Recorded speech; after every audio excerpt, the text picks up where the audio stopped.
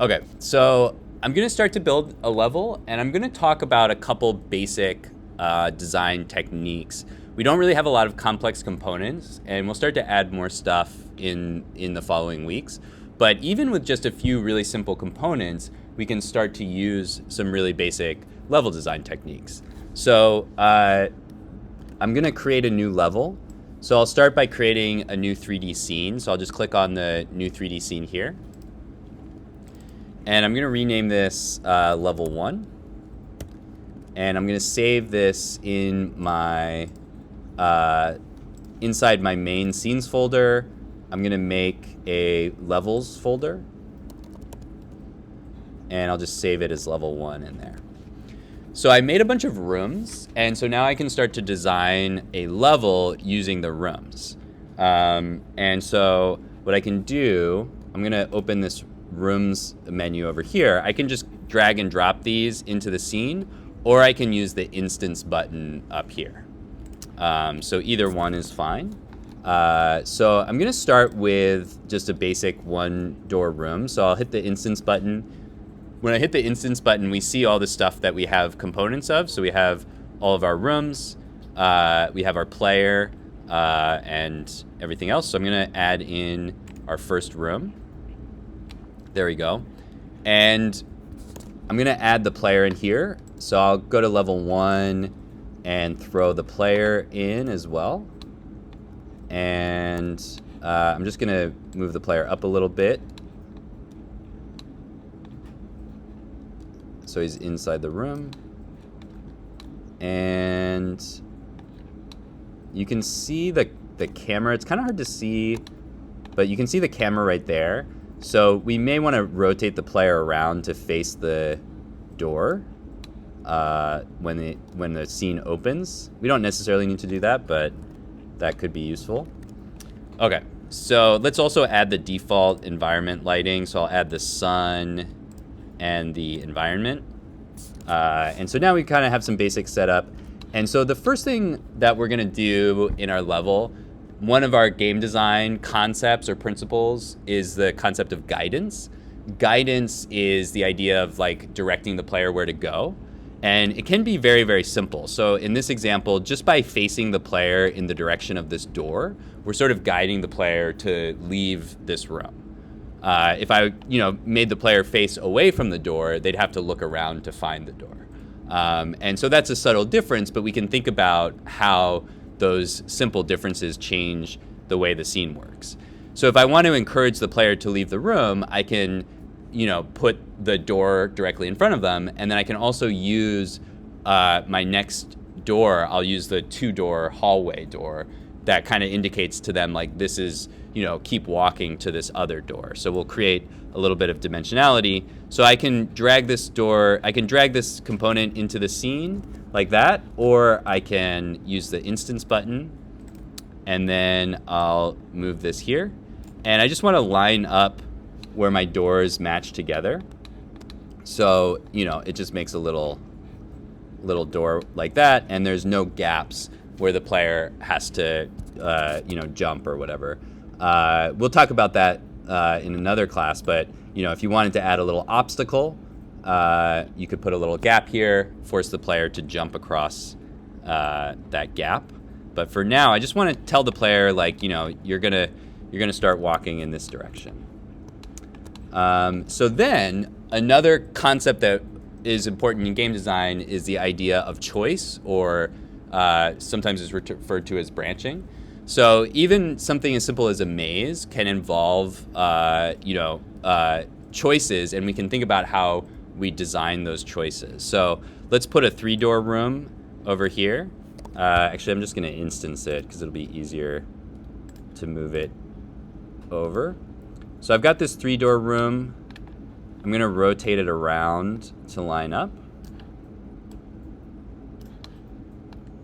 So our player is going to enter, and it's going to walk through one hallway, and then it's going to have a choice to go left or right. And depending on how far that choice appears, it may be a more significant choice. If I put like 6 hallways out to the right and the left, when the player looks down those hallways, they're going to realize, oh, if I go to the right, I'm going to have to really commit to going to the right for a long time. If I go to the left, I'm going to be stuck going to the left for a long time. So even just with these simple decisions, like which room do we face next, we can indicate to the player what type of choice they're making. If they see another room with a bunch of doors, they're going to think, oh, this choice isn't really that important because I could come right back here. Or there's going to be more choices. If they see this really long hallway, then they're going to think, oh, this is a very significant choice. So let's give them a couple different options. So I'll put one right angle room here. So I'll instance this. So I'll do a 2B. And so this guy will go over here. And we'll rotate it around. So we'll see, when we look through here, what we'll see at first is just, we won't see the door, but once we enter, we'll see there's another option there. And so then let's put a hallway, a 2A, over here.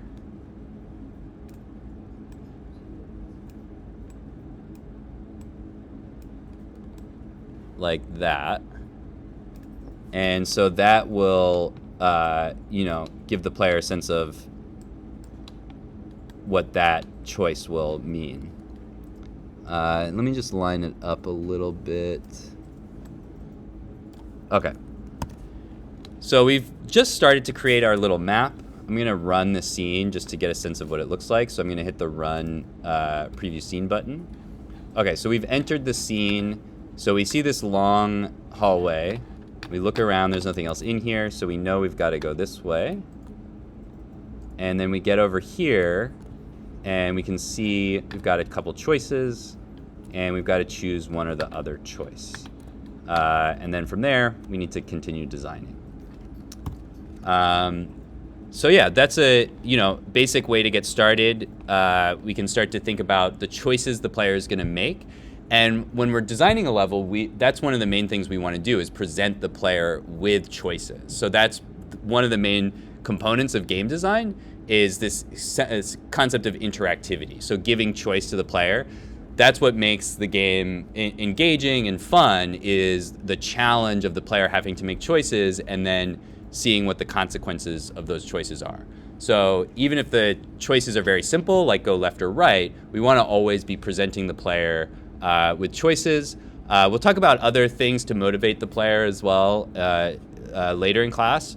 But that's kind of the main thing we want to focus on, is creating a sense of choice and then also guiding the player through the level. Yeah.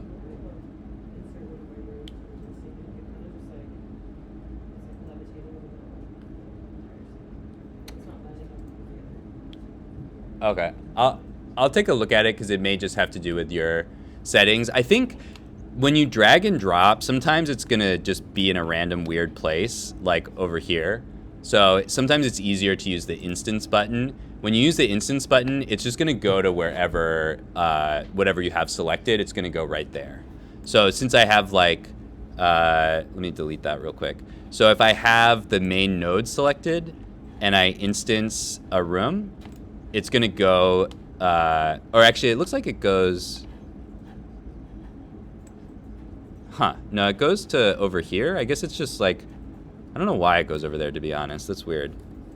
I guess let's see, if I select this and then instance... Okay, I think it goes to wherever you have a selection in the scene. So if you select this room and you instance another room, it's going to be in the same place. So that's a little bit easier than dragging and dropping. When you drag and drop, it's going to try to guess approximately where you put it. Does that make sense? All right, but I can take a look at what it looks like on yours. All right, I'm going to stop the video